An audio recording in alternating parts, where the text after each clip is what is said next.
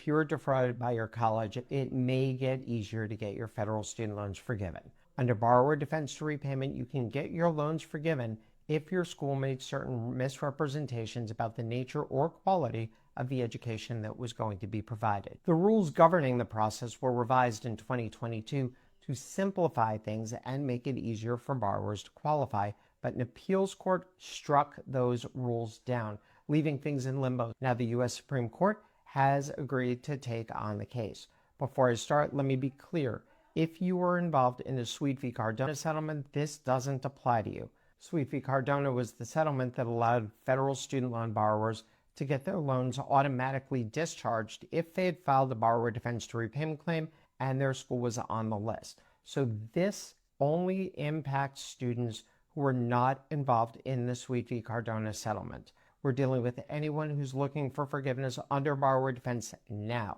New rules in 2022 made that process easier, but they were struck down by a federal appeals court. The Biden administration asked the U.S. Supreme Court to overturn the appeals court's ruling, and the Supreme Court agreed this January to take up the case for oral arguments, but the Trump administration put the case on pause while it considered whether it agreed with the Biden administration's argument, ultimately deciding in May that it did in fact agree and that the court should resume the case. The U.S. Supreme Court still hasn't scheduled the case for oral arguments, but it's expected to be heard at some point during the court's next term, which runs from October through June of 2026. A decision in the case is expected to be announced by the end of June 2026. The Department of Education is not processing any borrower defense requests while the litigation is pending, but you can still submit an application for relief under the rule. You're also going to need to keep paying your student loans until the program resumes, if